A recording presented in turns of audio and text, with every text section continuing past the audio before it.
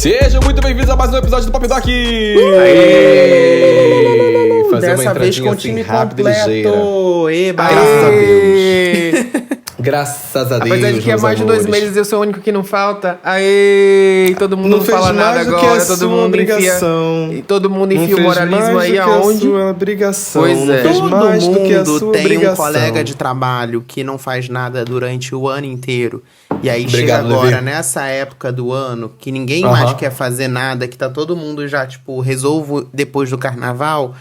Sempre tem aquela pessoa que quer mostrar serviço pelo ano agora, na confraternização do final de ano, quer fingir que fez alguma coisa. Exato, entendeu? Quer solícito com todo mundo. Exatamente, porque esse é o momento que o RH começa a olhar as promoções do ano que vem, né? Começa a ver quem que vai ser promovido. Então sempre tem aquele cara de pau que não trabalha o ano inteiro e chega no final do ano e acha que merece uma promoção e aí começa a trabalhar no dia 15 de dezembro. Então, senhoras e senhores, Xande Santana. Como ele sempre tem um paradoxo, né? Ele sempre tem um conto. E a análise dele tá certa. Com certeza. Tá é por isso que lhe dói, entendeu? Tá certo. Olha, você que tá chegando agora, seja muito bem-vindo ao Pop Doc. Segue lá nas redes sociais, @DocPopcast, pra você ficar por dentro de tudo que acontece aqui nesse podcast, que é assim...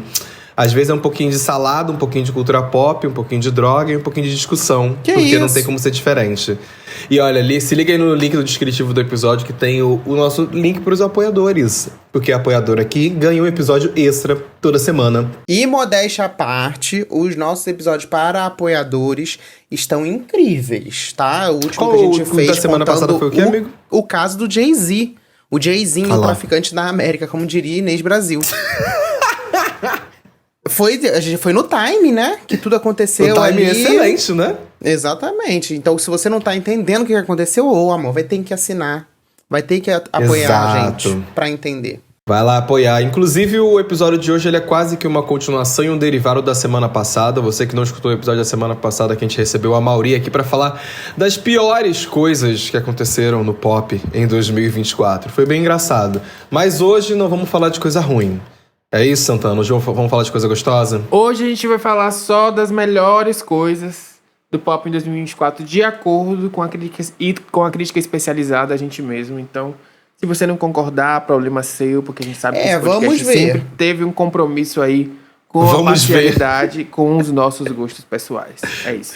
Vamos ver. Por que vamos ver, Levi? Você discorda da lista? Tem que entender, porque conforme a lista for passando, eu vou emitir minhas opiniões, sim. E aí eu separei algumas outras coisas aqui também, além da lista. Mas é pra você falar coisas que você gostou também, meu filho. Não é só pra falar o que eu coloquei na lista aqui, não. Não, mas eu tô aqui pra criticar. Então você pode ficar tranquilo que eu vou dar minhas opiniões. A função dele vai ser essa. Exatamente. A função dele vai ser criticar. Uma coisa que eu ia falar que eu acho que não tem como falar de 2024, principalmente falar de cultura pop, eu acho que não dá pra começar de outra forma, como o número 1 aqui da lista que foi colocado, porque eu acho que ela soube representar e soube fazer o pop raiz da melhor maneira possível, soube entregar uma era pop da melhor maneira possível. Eu estou falando dela, Demi Lovato, brincadeira. Bratz, a era Bratz, eu acho que foi aí, com toda certeza, de longe, a maior era pop que a gente viu, particularmente nos últimos 3 anos, talvez, pós-pandêmico, assim, eu acho que eu coloco essa mão no fogo pela Charli. Eu acho que depois da pandemia, ela foi uma artista pop que entregou uma era completa, que veio com um álbum interessante, um projeto deluxe interessante, um projeto que se estende para além das mídias de áudio para clipes incrivelmente bem feitos e bem produzidos, uma turnê muito bem trabalhada, fora também todos os momentos dela na mídia, em sessões de foto, em capas de revista, em programas de auditório, programas ao vivo. Então, assim, eu acho particularmente que esse ano foi o ano da Charli, foi o ano que ela conseguiu sair aí do bueiro do underground e com certeza quebrar barreiras com um projeto que, segundo a própria, não era para ter alcançado tão longe. Não é à toa que a capa é a coisa mais simples que ela já conseguiu fazer, porque ela achou que não fosse irritar tanto assim. Eu acho que o Bratz em si, ele... Particularmente eu não gosto tanto no sentido de eu consumi, foi o disco que eu mais consumi esse ano, não. Eu escutei bastante, mas não tá nem no meu top 5. Porém, eu acho que o grande diferencial dele foi justamente o fato dela ter pegado essa era pra divulgar do começo ao fim, como as divas pop ali dos anos 2000 faziam, né? A gente tem muito tempo, como o Paulo falou, sem ter uma era inteiramente trabalhada em todos os aspectos, e ela cumpriu ali todos os requisitos possíveis para fazer o Brat acontecer. O lance dela trazer o disco de remix também, que é uma coisa que era muito mais comum nos anos 2000 do que agora. E, sabe, todo mundo tá esperando ela lançar um disco com participações em versões remixadas das faixas. Ela ainda trazer as faixas completamente reinventadas. Eu acho que ela merece sim aí todo crédito e todo mérito, embora, pessoalmente, não tenha sido o disco que eu mais escutei esse ano. Eu acho que é sim um ponto positivo. E de 2024, definitivamente. Eu acho que para além de qualidade e música, eu acho que a era Brat, ela significa muito esse nosso top 1, digamos assim, de momentos do pop, melhores momentos do pop do ano, porque é isso que vocês falaram, né? Entregou o que uma diva pop, que a gente espera que uma diva pop entregue. Eu acho que a última vez, talvez, que isso tenha acontecido, e aí eu tô falando de divulgação, tô falando de clipes, tô falando de surpresas, tô falando de conceito, tô falando de mainstream, né? De alcançar muitas pessoas. Eu acho que a última vez, talvez, que isso tenha acontecido foi com a Dua Lipa, não sei, durante a pandemia. No Future Nostalgia, né? Que os gays abraçaram e todo mundo, e ficou aquela comoção do tipo, isso é uma era de uma diva pop. Claro que tivemos aí o Renaissance, né? Tivemos esses momentos, mas não nesse sentido que a gente tá falando exatamente, né? Eu acho que concordo com você. Eu acho que no sentido de trabalhar na completude, não só lançar um projeto grande que vai ter um impacto e que vai ter uma relevância muito grande. Acho que se for parar pra pensar, grosso modo, realmente, acho que antes de Brat veio a Dua Lipa. E num sentido muito específico também, porque eu sinto que o rolê, por exemplo, de que aconteceu com ela, de viralizar a capa do álbum, de tudo querer ficar verde, de todas as marcas quererem fazer algum momento ali Brat, né, verde com as coisas, me dá a sensação de que foi uma artista que furou a bolha dela mesma, sabe? Que essa foi a mesma sensação que eu tive com a Dua Lipa na hora do Future Nostalgia, que, sei lá, minha mãe conhecia músicas do Future Nostalgia, sabe? Então acho que ela foi uma artista que não só soube trabalhar a era, mas como ela conseguiu expandir o mercado do qual ela já era fã dela, já eram conhecidos dela há muito tempo, sabe? Então eu fico feliz por isso e acho que é merecidíssimo pelo talento que ela tem, saca? Tem um outro ponto que eu queria levantar sobre a era Brat, é que ficou muito explícito a diferença entre você ser uma força nos streamings e você ter realmente um impacto real e cultural ali no momento do seu lançamento. Eu acho que Brat, em comparação, também não ficou nem entre os 10 discos mais ouvidos de 2024 no Spotify, por exemplo. Mas, quando você compara o impacto disso, o quanto isso circulou na internet, quantas pessoas falaram disso. Então, a gente para e pensa em como a indústria, ela tá... O stream tornou a música, de certa forma, muito nichada. Porque por mais sucesso que alguns discos tenham feito esse ano, muita gente não ouviu, sabe? Então, fica aí também uma reflexão sobre isso, né? Como o impacto, ele não dá para ser mensurado só pela quantidade de streaming atualmente. E são coisas não completamente, mas são coisas distintas. Eu coloquei aqui na lista também alguns discos pop que eu acho que foram positivos esse ano. A gente teve muitas bombas em 2024. Mas, inclusive Dua Lipa, né? Tadinha. Né? Tadinha. Pois é. Eu não sei se eu colocaria o disco da Dua Lipa em bomba, não. Eu acho que ele é um disco esquecível.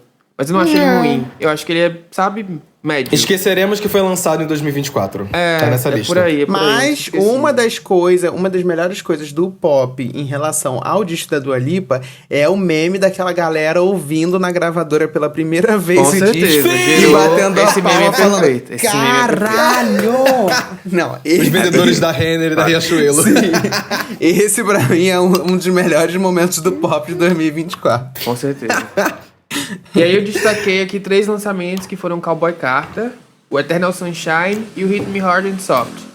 Eu acho que esses 3 discos aí têm semelhanças no sentido de lançaram e não divulgaram muito, sabe? Eu acho que das 3 a Billie talvez tenha feito trabalho de maneira mais expressiva, mas a Ariana Grande meio que abandonou o disco por Wicked e a Beyoncé simplesmente lançou o Cowboy Carter e se trancou em casa.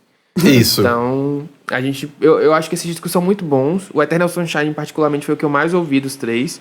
Eu gosto do Cowboy Carter, eu não sou hater do Cowboy Carter, como muita gente é por aí. Eu acho que ele é um bom disco, só que a gente não se conecta muito com ele justamente por ser country. Eu, particularmente, não me conecto tanto com música country, não é o tipo de som que eu tô acostumado, que eu gosto. Mas eu reconheço que ele é um bom disco.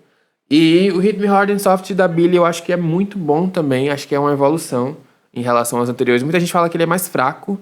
Eu não sei, talvez seja mais fraco que o Happier Than Ever, mas definitivamente em relação ao primeiro disco, ele é, sim, uma evolução. Eu acho que ele tem faixas muito marcantes, assim. Birds of a Feather, pra mim, talvez seja a melhor canção pop desse ano. Enfim, então eu gosto muito desses 3 discos. Eu acho que desses 3 que você citou aí, eu acho que o que eu mais escutei foi o Eternal Sunshine e depois o Cowboy Carter. O Cowboy Carter lá no Spotify mesmo, ele já me caguetou de que a Beyoncé foi a artista que eu mais escutei, e o Cowboy Carter foi um dos álbuns mais escutados dela. Eu gosto muito do fato da Ariana ter lançado esse álbum, mas eu não gosto do fato dela ter esquecido ele e ter largado por causa do Wicked, né? Sim. Acho que era um álbum que tinha muito potencial, que tinha muita coisa pra ser trabalhada ali. Eu acho que ela esqueceu muito fácil ele, jogou muito de lado. E eu acho que o da Billie, eu concordo muito quando você diz que ele é mais fraco que o anterior. Eu lembro que quando o anterior dela, Happier Than Ever, saiu, caralho, nossa, eu escutava o tempo todo esse álbum. Esse não, esse eu escutei, passei ali, ouvi algumas vezes, mas eu acabei deixando ele de lado muito rápido, sabe? Acho que é foi meio triste esse minha relação com ele, digamos assim. Nossa, engraçado que pra mim foi justamente o contrário. Foi a primeira vez que eu parei de fato pra ouvir e comecei a gostar da Billie. Isso é muito doido, porque eu sempre tive uma implicânciazinha, não implicância, assim, que não era do meu gosto, assim, ela cantando de forma sussurrada, esse estilinho de música, assim, não me pegava. Eu gostava de uma ou outra, mas eu nunca tinha parado, de fato, tipo, ter paciência de ouvir um álbum do começo ao fim, de ouvir ela cantando ao vivo, de ver clipes e, de fato, adentrar ali no trabalho do artista.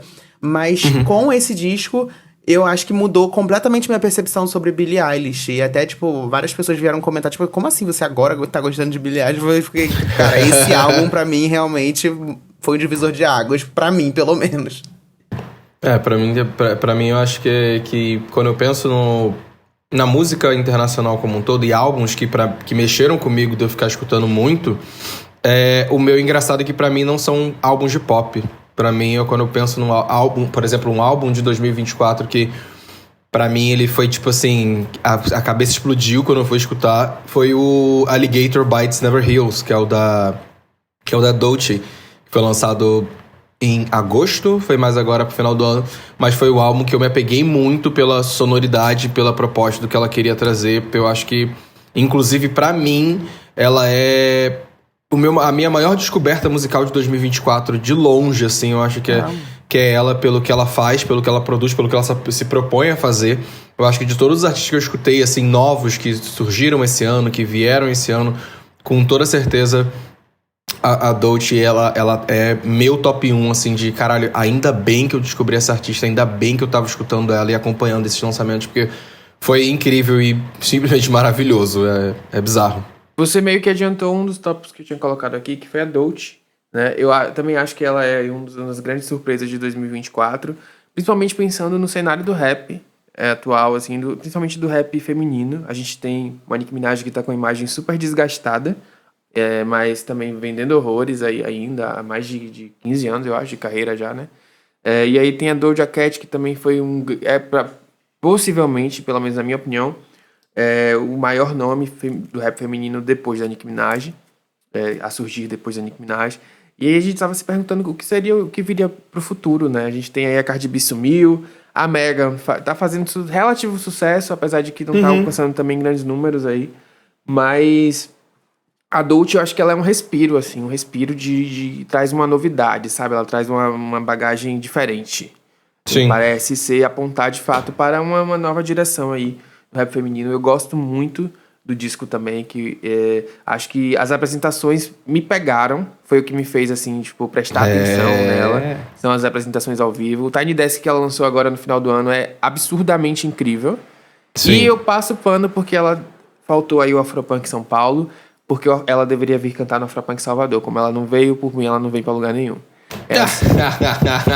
Então, se não vem pra Salvador, não precisa vir para o Brasil. Meu lema agora é esse. O que eu acho quando o assunto é rap e a gente fala das meninas, eu também consigo achar muito interessante o que aconteceu com a Glorilla. Eu acho que ela teve uma ascensão muito boa de reconhecimento nesse último ano.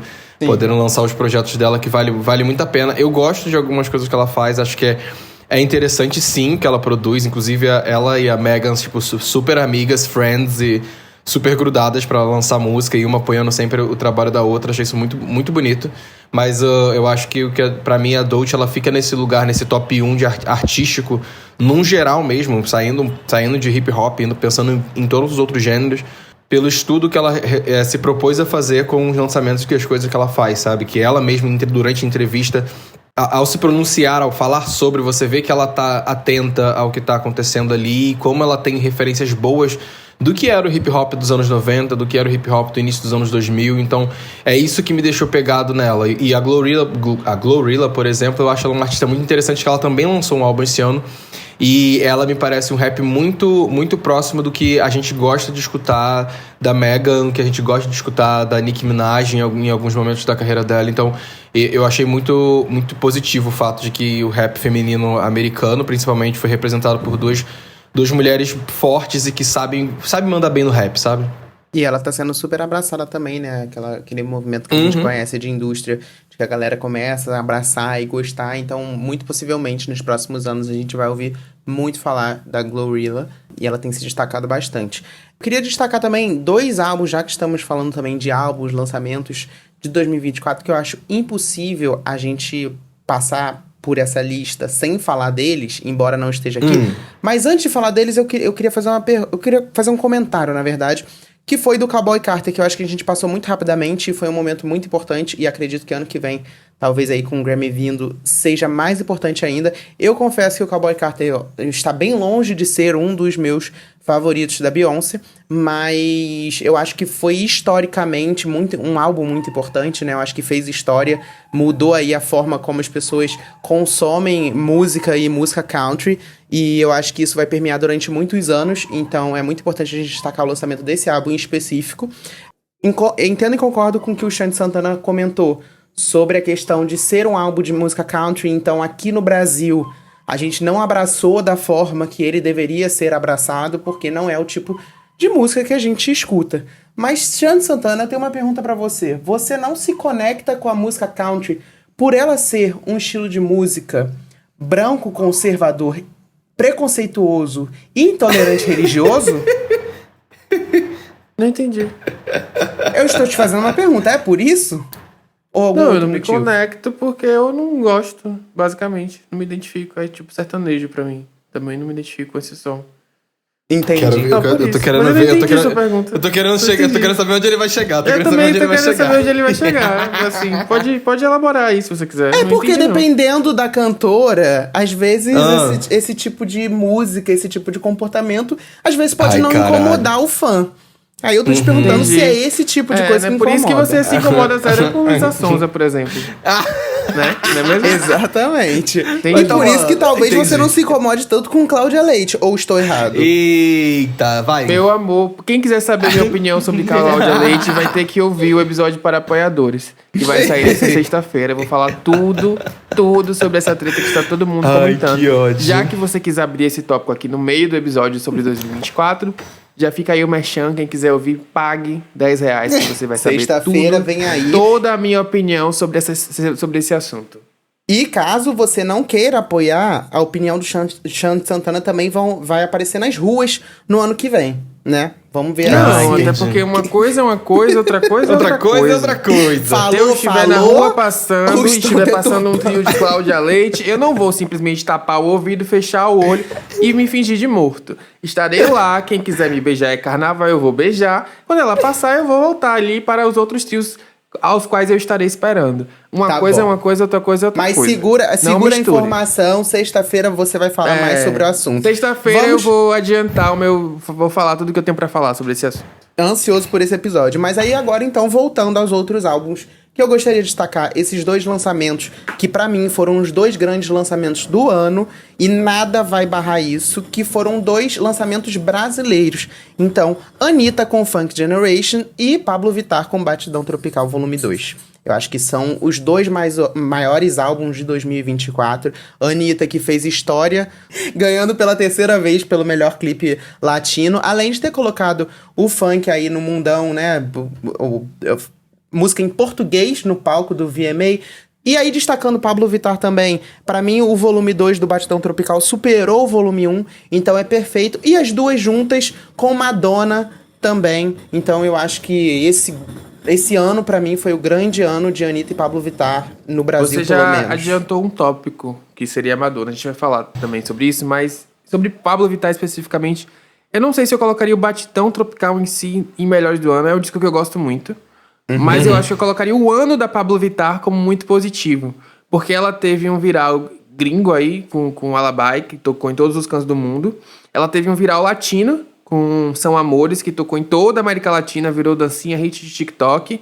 E agora ela tá indo pra um 3º viral, dessa vez no Brasil, com o João Gomes, que tá fazendo muito sucesso. E eu acho que vai ser uma das grandes músicas do verão aí, de 2025.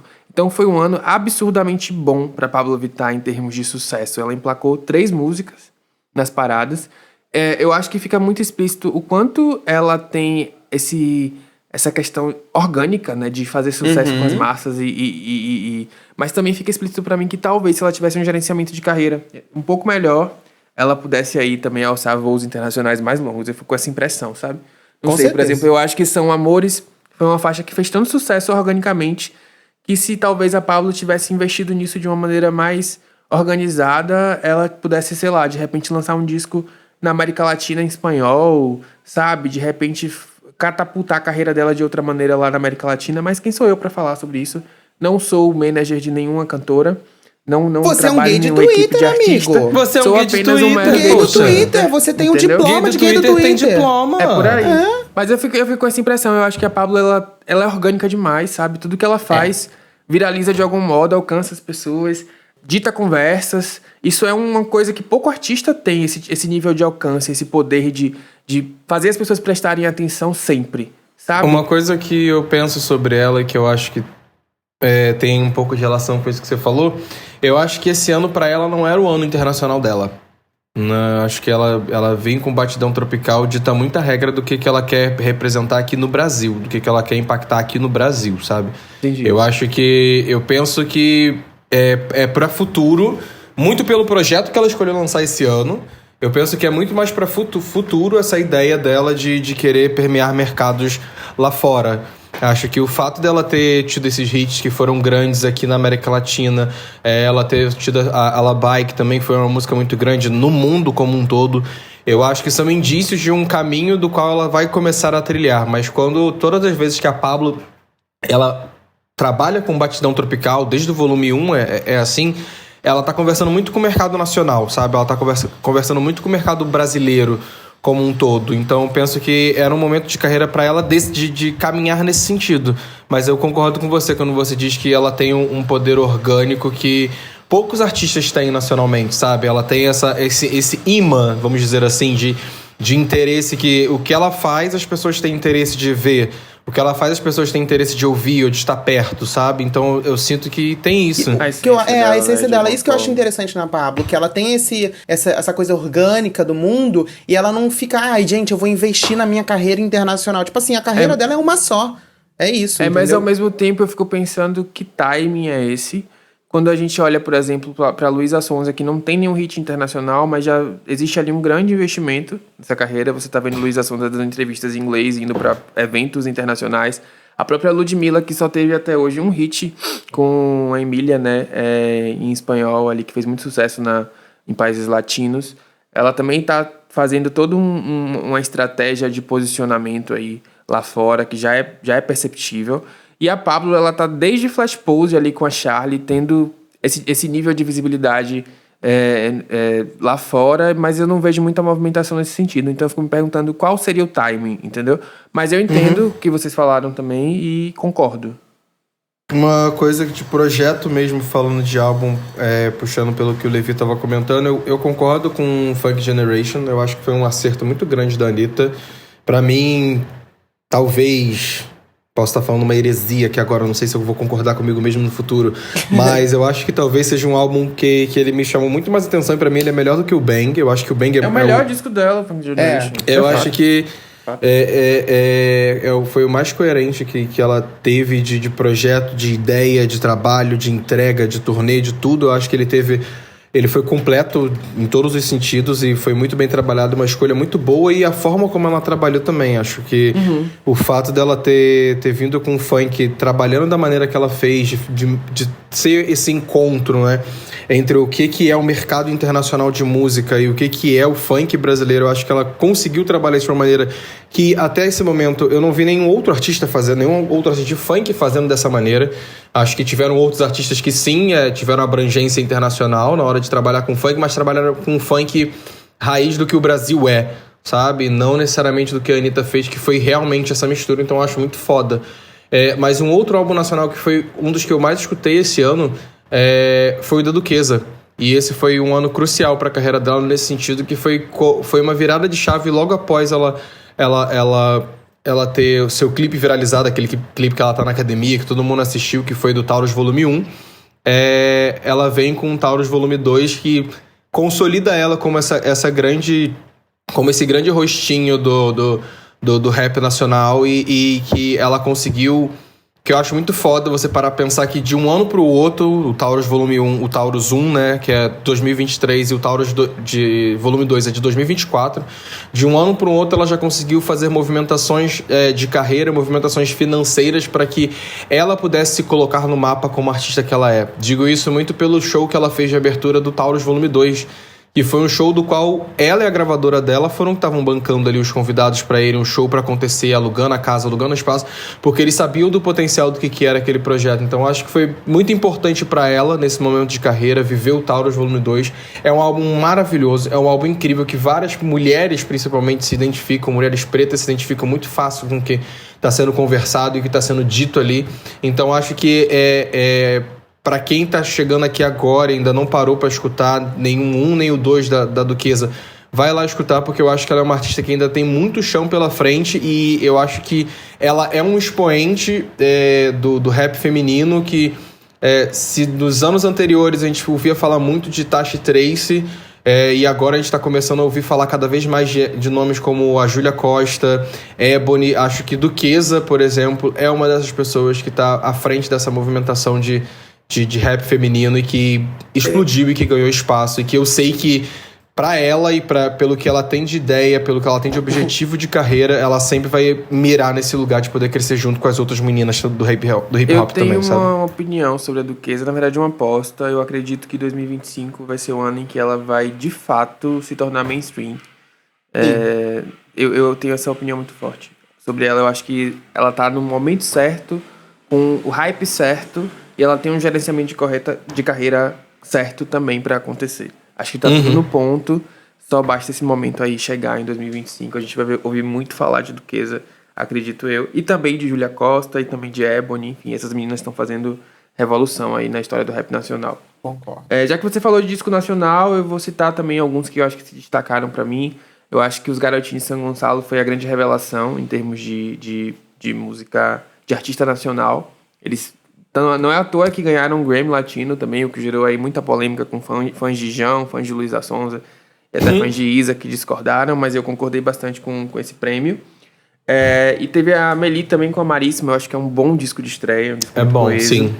A gente teve Joyce Alane, que foi outra artista que eu descobri também. Ela já tem um tempo de estrada, mas acho que eu parei para prestar atenção nela esse ano especificamente. Mas o grande disco nacional de 2024 é, sem dúvidas, o Caju. Acho que foi merecidíssimo ali o prêmio Multishow para coroar esse projeto. E no próximo ano, o Grammy Latino certamente vai também coroar esse projeto. Acredito que a Lineker vai levar aí umas 2 ou 3 categorias para casa. Posso estar errado, mas aí a gente volta aqui em 2025 e comenta. Acho que o Caju teve essa coisa também que o Brat teve lá fora, de ser um projeto que talvez não tenha feito tanto stream quanto outros lançamentos, mas em termos de impacto, das pessoas falarem sobre isso, da Lineker conseguir alcançar um novo público, né? Até esse hate desproporcional que a gente tá vendo nela atualmente é um reflexo do fato de que as pessoas estão conhecendo essa artista agora, entendeu? Porque a Lineker não é novidade pra muita gente. Ela tá aí há, sei lá, 10 anos fazendo música, mas tem muita gente conhecendo o som dela, conhecendo ela como artista. Ela tá chegando pra uma nova audiência agora, então a gente vê que as pessoas estão estranhando, talvez, a forma como ela se porta, que talvez não seja nos moldes ali do que se espera de um popstar. Ela é meio tímida, ela é meio introvertida, ela sabe colocar bem limites nas coisas que ela não quer fazer em relação a como ela recebe os fãs mesmo. E sim, eu acho que isso também é um reflexo de como ela conseguiu furar essa bolha. E sendo uma artista preta, sendo uma artista trans, sendo uma mulher trans, eu acho que isso é muito significativo. Pra mim, é o melhor disco nacional de 2024. Teve um outro projeto de 2024 que eu queria comentar, porque não só foi ganhador de Grammy Latino, mas como eu também tive a oportunidade de conhecer o artista e eu sei que ele é uma pessoa, não só uma pessoa incrível, mas como um artista talentosíssimo, que é o JP. JP com Se o Meu Peito Fosse o Mundo é muito interessante, é muito bem trabalhado, é um registro... Ele é um fofo. É um registro que ele sabe trabalhar com a música preta e com a black music de maneiras sensacionais. Ele é um musicista incrível. É muito doido você escutar esse álbum e ver como ele passeia por gêneros nacionais e até internacionais também. E sabe trabalhar com uma voz maravilhosa. Eu acho que é um álbum que poucas pessoas escutaram, mas que a boa parte da crítica especializada latina como um todo soube reconhecer a grandiosidade que ele tem. Não é à toa que, enfim, né, Gatinho saiu com 3 Grammys Latino. Então fica essa dica para quem ainda não parou para escutar ou conhecer o JP. Para escutar, vai lá conhecer. Realmente são delicadezas que ele coloca em forma de musicada e que realmente mostram o quão artista esse cara é. Ele saiu do The Voice, né? Eu descobri isso esses dias, inclusive. Foi. É muito difícil fazer podcast com vocês, porque vocês trazem as referências, e aí não trazem algumas referências, e aí eu fico incumbido de falar as coisas. E aí, que houve? A fama... É por isso que você tá aqui, pra você fazer. A fama não faz jus. Mas vamos lá, o Xande Santana citou aí Lineker, você citou JP... E aí eu vou ter que trazer uma referência que não tem nada a ver comigo, mas realmente 2024 foi o ano de Sabrina Carpenter. E vocês vão concordar comigo que Short and Sweet foi um dos grandes álbuns do ano. Então sim, estou trazendo a loirinha branquinha mais uma vez. Eu concordo. Mas vocês vão concordar comigo. Trazendo a Luísa Sonza americana, né? Cada um nesse podcast tem o seu papel, entendeu? Paulo Correia, ele vai trazer o quê? Ele vai trazer cultura, ele vai trazer rap. O Levi, ele vai trazer as lourinhas, entendeu? Eu vou trazer a cultura hétero, top branca. Você é a pessoa mais próxima de branca que a gente tem nesse podcast. Esse é o seu papel. Mas, amigo, eu concordo muito com você. Eu acho que a Sabrina Carpenter, ela tá há muito tempo no mercado e foi muito doido ver como com esse álbum ela conseguiu estourar a própria bolha dela, sabe? Eu acho que ela entendeu o lugar dela de mercado, como essa garota meio naughty, meio safadinha, meio engraçadinha. E é uma coisa que tem muito a ver com a personalidade dela. E musicalmente ela conseguiu alinhar as duas coisas e trazer um projeto que era divertido, sabe? Que é bom, que tem clipes legais, que tem clipes interessantes. A gatinha tem dinheiro, vamos começar por aí também, né? Sim. Ela conseguiu saber investir o dinheiro dela de uma maneira preciosa e conseguiu ter o retorno que ela merecia, com toda certeza. Eu acho que ela deu uma hackeada também no sistema, porque ela se aproveitou ali da eras do público da Taylor Swift, que é um público que gosta de diva pop pau mole, que fala de ex, de Gracie Abrams, que a gente comentou no último episódio como uma das piores coisas da música pop em 2024 e tal. E ela pegou aquilo ali e ela fez aquela audiência se interessar por ela, e agora ela tá mostrando realmente de onde ela bebe, porque na minha opinião ela bebe completamente da Christina Aguilera, da Britney, do que as meninas estavam fazendo na música pop ali no começo dos anos 2000. Ela tem essa coisa confessional também, de falar de ex-namorado, teve o rolê com o Shawn Mendes, com a Camila Cabello e tal, mas ela sempre se coloca ali numa posição de não de sofredorazinha, e eu acho que é isso que eu gosto muito nela, entendeu? Eu não acho ela revolucionária, não acho que ela é excepcional tecnicamente, ela não é uma das maiores vocalistas do pop, mas acho que ela entrega, assim, o que ela se propõe. Ela consegue cantar, ela consegue performar. Então, enfim, eu concordo que, de fato, Sabrina Carpenter... E Beyoncé concorda também. Beyoncé deu uma entrevista falando que escuta Acho que foi Please, Please, Please, que ela gostou muito dessa faixa. Mas depois assim. que a Beyoncé falou do Cuxoxo lá da Camila Cabello... Tá sem moral. Ela não tem mais referência. Tá sem moral. A gente já sabe que o que a Beyoncé falou foi assim, bacana, pra ser legal. A Beyoncé só foi a tia legal, gente. Não foi isso que ela disse. Mas o que eu gosto muito da Sabrina Carpenter também é a mensagem que ela passa, assim, da carreira dela ter funcionado agora. Assim, ter funcionado não, porque eu também nem gosto desse termo, né? A gente tem o costume de falar de que só quando a pessoa entrou no mainstream, só quando a pessoa teve um hit, só quando a pessoa teve números que ela foi bem sucedida. E a gente sabe que isso não é uma verdade. Mas, ao mesmo tempo, a gente, como um podcast de música pop, a gente sim fala de charts, a gente espera que nossos artistas favoritas tenham um momento aí de abraço do mainstream. Mas eu acho interessante da Sabrina Carpenter é que ela tá desde 2014, sei lá, ela já tá há muito tempo, ela tem 6 álbuns lançados. Então, sim, essa coisa... Ela tem 10 anos, só de álbum lançado ela tem 10 anos, gente. O primeiro álbum dela foi lá em 2015. Essa coisa meio tinashe que aconteceu agora com ela entregou durante anos e meio que as pessoas não estavam olhando pra ela. E agora ela ter esse momento de, tipo assim, olha tudo que eu já fiz, tipo, vocês que me conheceram agora com Expresso... Eu já tenho tudo isso aqui atrás. E aí, tipo, pra mim isso é muito interessante. Que é o que um pouco que aconteceu, como eu citei, com a Tinashe, com o Nasty também esse ano. Que, com certeza. Eu só lamento que isso não tenha acontecido com a Tinashe em maior nível, né? Eu acho que a gente teve Nasty ali, teve um momentinho de sucesso. A música charteou, entrou na Billboard Hot 100, o que pra Tinashe é uma grande conquista, de fato.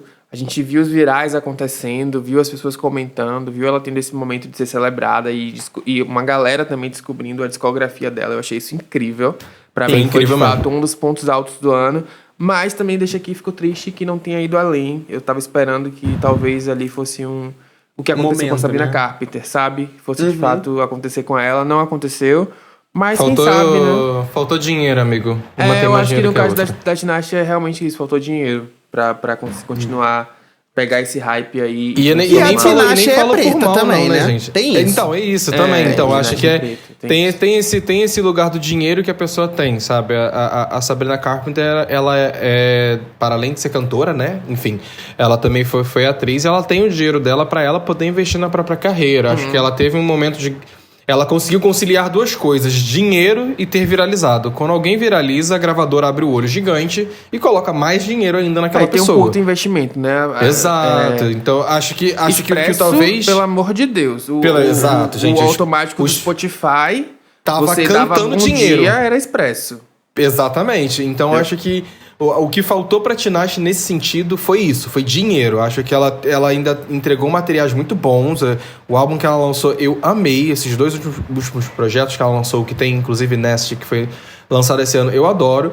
Então acho que foi bom para as pessoas conseguirem descobrir ela, entender ela no mercado, voltar para escutar outras discografias delas que são incríveis, mas eu acho que o que faltou para ela chegar próximo ou quase nesse boom que foi a Sabrina Carpenter foi só dinheiro mesmo, sabe? Porque hit, viralização, a gatinha tinha.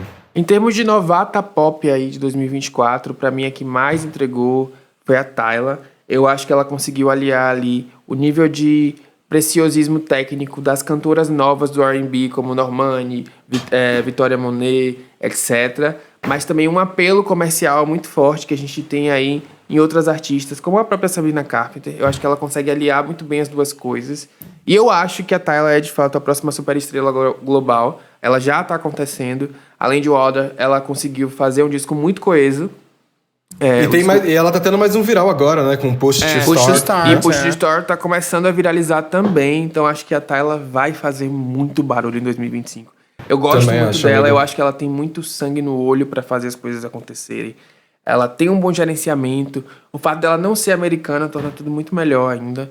Pra mim, a gente falou de comparações e sempre fala como é chato comparar, mas pra mim é impossível não comparar com o início de carreira da Rihanna. Eu acho que, sabe... Ela tem tudo ali também, star quality, investimento, gerenciamento. Ela tem um som que é dela, que ela tá fazendo. Sim. Enfim, uma mensagem que é dela. Enfim, eu acho que a Tyla vai estourar muito ainda no próximo ano. Eu posso dizer que eu conheci a Tyla em 2024. Então, verdade, ela estava lá no Domingão, eu ui tirei foto com a diva. Ela conversou comigo, falou que eu era so sweet. E ela foi um amorzinho. Então, pra mim também, um dos melhores momentos do pop de 2024 foi ter conhecido a Tyla. Desculpa, gente. Foi ter conhecido a Tyla, tá certo. Isso, amigo, eu vou me tá achar certo. assim, eu vou esfregar na cara de todo mundo sim, que eu tenho uma selfie com a Queen, cara.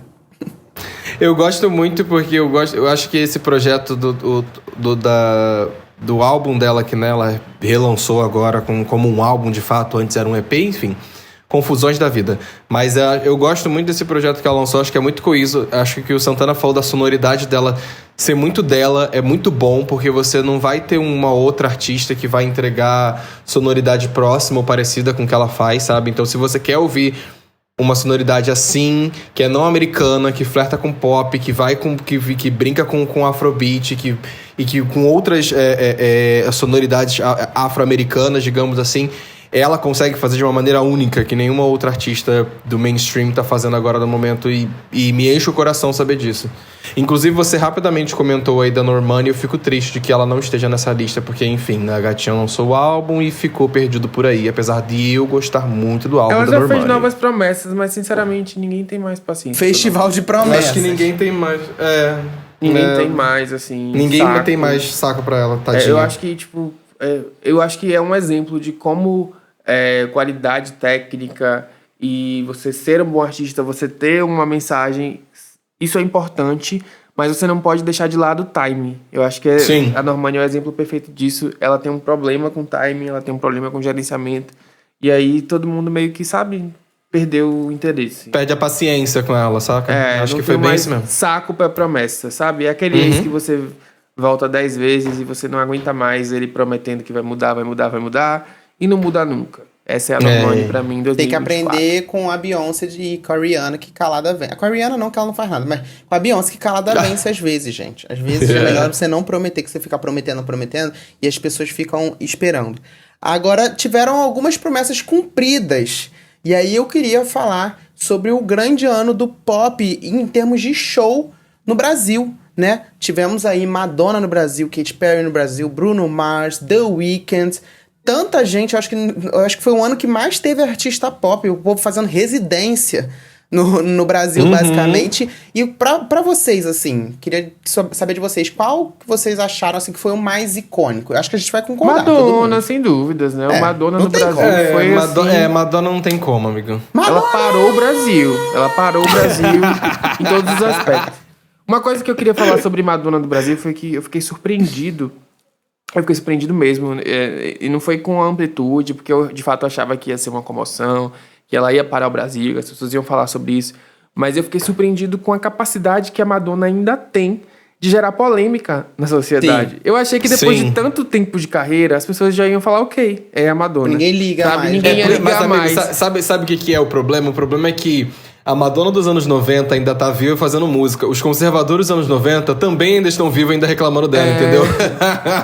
Os haters só cresceram e ficaram mais velhos. Mas o problema não é só esse. Teve gente nova também que tá nessa nova onda conservadora, né?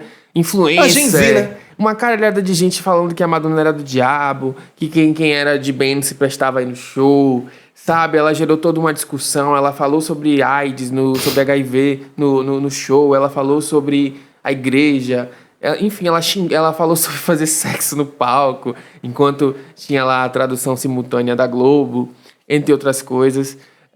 Enfim, eu fiquei muito surpreso com a capacidade que ela tem de mobilizar ainda e de gerar polêmica, e mais do que isso, o como é importante para ela passar uma mensagem política, desafiar o status quo, enquanto tem muita diva pop aí querendo fazer, né, a clean girl, fazer a santinha, não se envolver em polêmica, ser isentona, e eu acho que Madonna deu um exemplo do que a música pop precisa, que é de pessoas menos isentonas e mais pessoas que deem a cara e falem mesmo o que elas pensam e falem e defendam as causas nas quais elas acreditam a qualquer custo. Então eu fiquei muito surpreso com isso. Eu acho que foi o que mais me impactou nessa vinda da Madonna para o Brasil, além de tudo que rolou. Eu acho que esse momento do Brasil com relação a shows é um momento muito bom, é um momento muito positivo. 2024 foi um rolê que muito... Não só os artistas que vieram, mas os que não vieram, eu tenho certeza que estão na casa dele matutando na cabeça assim, caralho, será que eu vou pro Brasil? Quando a gente para pra pensar que artistas como o tamanho da Madonna, a Katy Perry, o Bruno Mars, são pessoas que vieram pro Brasil e vieram aqui para criar momentos, sabe? Tipo, fazer... A Madonna veio fazer o maior show da turnê dela. A Katy Perry veio aqui para iniciar a nova era dela. Álbum, né? Bruno Mars vem pra cá e faz uma residência em diversos estados com shows de estádio. Pra pagar a dívida, pra pagar a dívida de jogo. Mas tudo bem. Então acho que é um momento muito bom pro Brasil nesse sentido, de que eu espero que isso se reflita no mercado lá fora, de entender a potência e a força que o Brasil tem quando o assunto são esses grandes shows, sabe? Então eu fico muito feliz que isso tenha acontecido, de que tenha sido tantos artistas grandes em períodos diferentes vindo pra cá e vivenciando o Brasil de várias maneiras diferentes. Então eu fico muito feliz com isso e eu espero muito do fundo do meu coração que pelos próximos anos aí, a gente inclusive, por exemplo, essa questão da Gaga, por exemplo, já vi no início do ano que vem, eu acho que isso já gera um buzz no Brasil de ser um lugar bom para se fazer show. Com certeza. Que isso seja propagado por muitos anos, sabe? Que isso dê certo, né? Essa questão de fazer um show por ano megalomaníaco aí, enfim, não comparando, eu não acho sinceramente que qualquer outro show vai se comparar com a vinda da Madonna, até por ter sido a primeira vez, né, eu acho que quando se virar de fato uma coisa que aconteça todo ano, vai dar uma diminuída de público e de acontecimento, de repercussão, mas ainda assim, eu acho que isso é um ganha-ganha para todos os lados, é ganha pro artista, é ganha pro fã, é ganha pra cidade, é ganha pro país, todo mundo acaba ganhando. E também outra vinda que eu queria destacar foi Mariah Carey, né, gente? O que foi Mariah Carey vindo depois de 20 anos pro Brasil. Então, muita gente que não vinha ao Brasil há muito tempo. Teve o Neo, o Akon com a Mariah calou a boca de muita gente, viu? Porque ela esgotou a casa e muita gente achava que ela não tinha mais esse poder aqui com o público brasileiro e ela mostrou que tem, amor, e que se ela fizer outro show aqui vai esgotar de novo. É muito foda isso, porque o Levi também resgatou uns outros nomes também que passaram pelo Brasil que já não vinham há muito tempo, sabe? Acho que é muito bom ver isso acontecendo, sabe? Tipo, sei lá, o Linkin Park, por exemplo, tá voltando a fazer shows e resolveu escolher um show aqui em São Paulo. Aqui em São Paulo não, lá em São Paulo, pois eu estou em Belém, um beijo, Belém. Resolveu trazer o show deles pra cá entre as 3 primeiras cidades que eles estavam fazendo de teste pra fazer a turnê. Deu tão certo que quando eles anunciaram a turnê do ano que vem, colocaram de novo mais uma data no Brasil, no Rio de Janeiro, se eu não me engano, e em São Paulo também. Então a gente tá vendo muitos artistas que estavam há muito tempo sem vir pra cá, de repente teve uma negociação, teve um convite, teve uma coisa, veio e quando veio, arrasou no que fez. Sabe? Isso é muito foda, isso é muito bom. Eu coloquei aqui na lista, assim como a gente colocou na de piores um filme, eu trouxe Wicked como um grande acerto do ano, já que a gente tem aí uma diva pop, Ariana Grande, fazendo muito sucesso, e tem talvez o que seja uma revelação para muita gente que consome música pop, que é a Cynthia Erivo, apesar de que ela já tá aí há bastante tempo. Eu acho que o Wicked foi um acerto em todos os sentidos. Para quem gosta de musical, para quem cresceu assistindo Glee, quem cresceu assistindo High School Musical, enfim, eu acho que assistir um musical sempre aquece nosso coração, embora a maioria das pessoas não goste, né? Tem essa coisa. Acho que o Wicked foi um grande acerto. Foi o filme que eu mais gostei de assistir esse ano. Eu saí da sala do cinema emocionado, assim, querendo ver de novo. E espero que a parte 2 seja tão boa quanto essa. E talvez a gente veja aí a Ariana Grande, né, ganhando um Oscar. Eu achava que não era possível, mas ela tá aí despontando entre as 2 favoritas. Tá entre ela e a Zoe Saldana, na minha opinião, ali. Pelas disputas, pelos prêmios que elas já ganharam, pelos termômetros. Então a Ariana Grande tá vindo gigante nessa campanha pro Oscar. Acho que vai ser, se ela ganhar, vai ser uma coisa assim absurdamente inédita, talvez, eu acho. Eu nunca vi uma artista pop nesses últimos 20 anos ganhando Oscar de atuação. Eu acho que a Lady Gaga foi a que chegou mais perto. Posso estar errado, tá, galera? Mas acho que a Lady Gaga foi a que chegou mais perto disso. Então se a Ariana Grande ganhar aí, vai ser um feito absurdo. Sim, com certeza. A gente, inclusive, tem o nosso episódio para apoiadores comentando sobre o filme de Wicked, em que, para mim, é um dos meus episódios favoritos. De fato, eu não lembro a última vez que eu quis assistir um filme pela segunda vez e eu fui no cinema de novo assistir Wicked. Então, é um grande acontecimento. Eu estou obcecado pela discografia até hoje. Eu escuto as músicas todos os dias. Achei tudo de extrema qualidade. Tudo maravilhoso, uma adaptação. É difícil fazer uma adaptação desse tamanho, de um texto que já existe, de um musical que já é um sucesso, e você conseguir superar as expectativas. A gente falava muito sobre isso, do quanto estava um festival de promessas, e a gente estava com, meu Deus, será que vai entregar? Não vai entregar. Entregou tudo, e basicamente eu acordo todos os dias na minha casa fazendo... Ele tava igual Cincherifo. Eu fico obcecado, gente. Eu não aguento. Eu amo. Então, de fato, é o meu filme favorito de 2024 e, quiçá, entrou na minha lista de filmes favoritos ever. Pois é. Eu coloquei aqui também anúncio do Numa Baby como uma das melhores coisas de 2024. Eu acho que eu acho que a gente tem que sempre reforçar o quanto é positivo um casal LGBT no Brasil, numa posição de destaque, sei lá, tendo um filho, casando, fazendo essas coisas todas. Eu acho que a Ludmilla, ela tem um impacto que talvez não seja tão reconhecido assim pela própria comunidade LGBT que cultua a música pop. Mas acho que o que ela tem feito em termos de representatividade, de representação, é imenso. Então eu coloquei aqui o Numa Baby também como um dos destaques de 2024, pelo menos pra mim. Acho que é muito significativo ver a Ludmilla formando uma família tão linda assim, aos olhos do público. Inclusive, minutos antes aqui do início dessa gravação, a Ludmilla aí soltou não só... Ontem tinha lançado o vídeo, mas hoje ela já lançou as fotinhas do chá de bebê dela. Ai, é o chá revelação. Eu vou chamar de chá de bebê porque chá revelação é tão antiquado. Aquela coisa breguinha, assim, de chá de revelação. Eu vi gente criticando e tal. Eu também acho brega, gente, mas assim, é fofo. É sobre ocupar espaços aqui. É sobre ocupar espaços. Já que um bando de héteros já fez chá revelação, tudo bem, vai, deixa essa patata. Deixa elas fazerem. Eu não vou defender chá revelação, mas eu também não vou meter o pau no chá revelação da Ludmilla. Deixa ela fazer. Inclusive, ela que tem tá cara aí de que vai muito chá revelação. Eu vou, mas eu não gosto, eu odeio, detesto. Acho uma bregura, acho transfóbico, acho péssimo, acho Eu também acho péssimo. Não gosto, mas eu vou fazer o quê? O da Ludmilla pode, vou passar esse pano. O da Ludmilla sobre ocupar espaços. Ludmilla que teve, pra mim, um dos maiores anos também. Sempre ela tá se superando. Teve o hit de Macetando esse ano, né, com a Ivete, que foi o grande hit do carnaval, que também merece o destaque de uma das melhores coisas do ano. Então, fico muito feliz que ela tá vivendo esse auge e agora com essa representatividade. Mas vamos para indicações e comentários da semana. Eu queria também que vocês comentassem aí o que foi uma grande revelação do pop em 2024 para vocês. O que vocês gostaram da música pop esse ano, quais foram os momentos de destaque. Teve alguma coisa que a gente esqueceu? Comenta tudo aí no Instagram. Eita, tá esquecido. É isso, meus amores. Olha, o que eu tenho pra comentar essa semana, eu não escutei nada porque eu tô viajando, tá? Tô longe de casa, tô de férias em São Paulo, então não tô trabalhando muito. Mas o meu comentário da semana fica por conta do Psica, festival que aconteceu aqui em Belém de sexta até domingo. O festival foi incrível, foi maravilhoso, estava belíssimo, tudo lindo, lindo, lindo de verdade. Acho que tiveram alguns probleminhas aqui e ali que não foram do pessoal da organização do festival, mas sim da própria estrutura do estádio onde estava acontecendo, que tiveram alguns problemas assim, mas foram coisas en passant que deu para passar. Agora, com relação ao line-up, é incrível, impecável. Acho que a curadoria deles acertou em cheio nas escolhas de convite, de misturar, sabe, sei lá, piseiro do João Gomes com o rap do Dom L, sabe? Umas paradas que a gente achou que nunca fosse misturar na vida, mas estava ali tudo misturado. Mas o meu de grande destaque, e isso é uma coisa que foi nítido para todo mundo que foi nos 3 dias de festival, fica por conta não só do show da Pabllo, que foi um show lindo, mas muito mais pelo show da Lineker. Deu para ver que as pessoas estavam ali no estádio querendo assistir ela. Fiquei muito feliz de ter presenciado a Pabllo e a Lineker juntas. Eu falei que isso ia acontecer, meus amores, e de fato aconteceu. As duas subiram no palco para cantar a música que tem no Caju, que foi maravilhosa.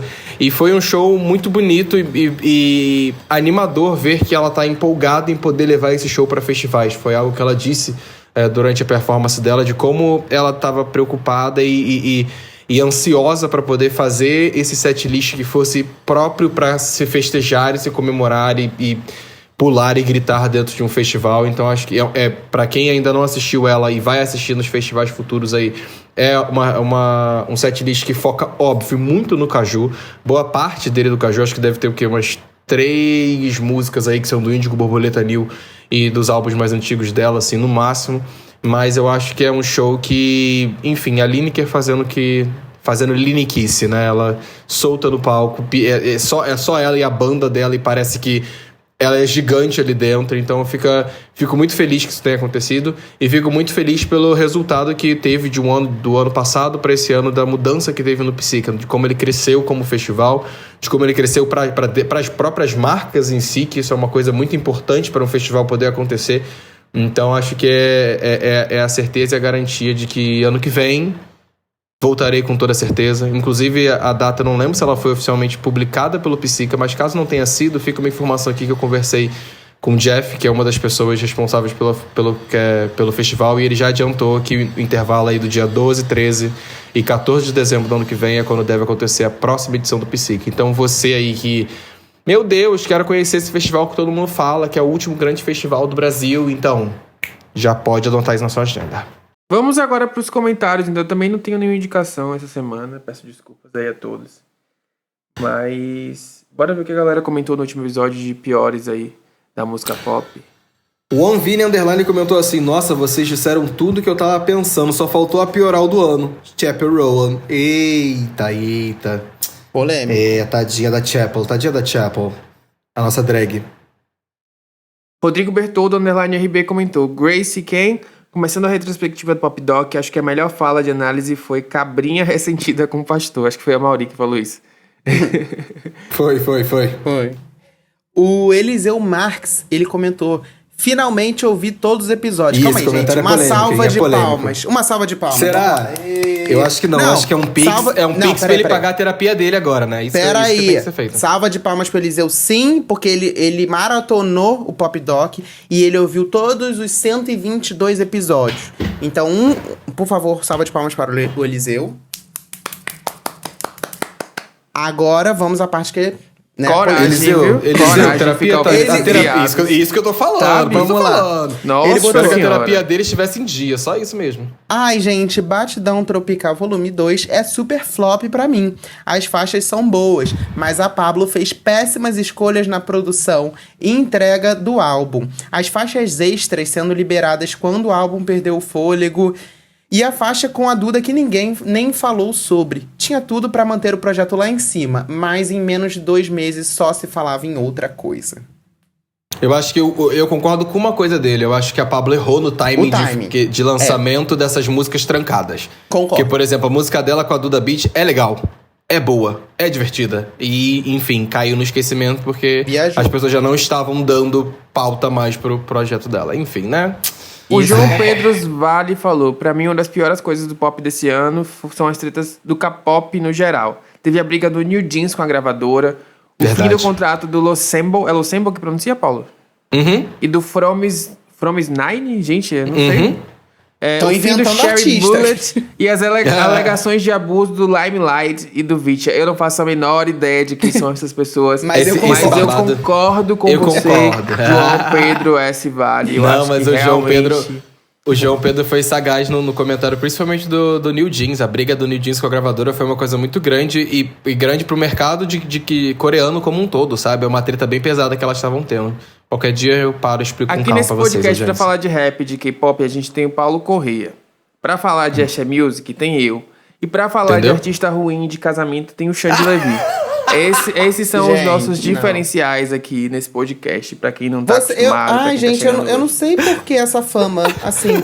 O @EuSouVanSantos, ele comentou lá no episódio do Jay-Z pra apoiadores, ele escreveu assim: como sempre, trazendo conteúdo relevante e sensato nesse mar de polêmicas midiáticas. Cada centavo do apoio valendo o investimento.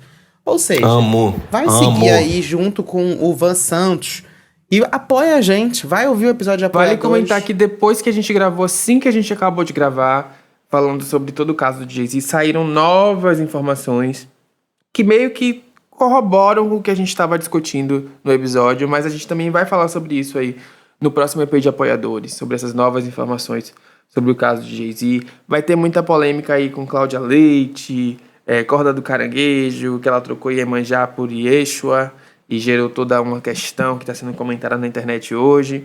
Enfim, quem quiser ouvir mais e saber dessas polêmicas aí da semana no mundo pop, assina o Pop Doc. A gente já chegou, acho que em 30 apoiadores, né? Ou mais. Foi, tá em 30 quase. 30 apoiadores, então a gente quer chegar em 50. Ajuda a gente a bater essa meta aí para 2025. Galera, valeu. É isso, meus amores. Semana que vem tem episódio novo pra vocês. Pra quem não é apoiador. Pra quem é apoiador, sexta-feira estamos aí com mais um episódio fofocando da vida. E estamos no final do ano, mas ainda dá tempo de assumir aquele boy, hein? Você Nada que tá disso. ouvindo, Não assumam ninguém no final do ano. Fica aqui a Rafa dica do Kalimann papai. Você assumiu só o Natanzinho, assume- então Não. você também pode assumir Não. sim. Você Ouviu? só vai assumir alguém na quarta-feira de cinzas. Não Ainda assuma falta ninguém muito. antes do carnaval, por mais Porra, a apaixonado que você esteja. Porque se A der pessoa errado, vai segurar até você vai março. ter perdido o seu carnaval inteiro em função de um namoro. Não façam Melhor do que isso. perder o boy. Não, já Se o leva boy pro te amar almoço. de verdade, ele vai esperar até a Páscoa para Eu não colocar um espero- anel no seu Olha, dedo. sinceramente, Entendeu? vocês não servem Não. pra nada pra dar conselho de amor. Cruz credo. Gente, não, pode Não, assumir, eu- leva o boy pra ceia de Natal. Eu- Aproveitem. A não ser Eu que seja sou desses aberto. que- Se for aberto, pode assumir. Mas Olha fechado, outra. amor, não façam isso. Maluquice. Vai perder o boy. Só fica essa dica aí. Eu, hein? Me fazer esperar até março? Quando Mona, o se mel você é bom, me quer, a abelha me sempre assume volta. logo, meu amor. E você não vai perder o boy. É só você saber gerenciar o boy. Tá se achando... Aí não, aí tá se achando muito, amigo. Aí tá se achando muito. Pronto, já virou podcast de conselho amoroso. Polêmica. Tchau, meus Eu amores. amo, Tchau. gente. Um Feliz Natal pra todos vocês. Beijo!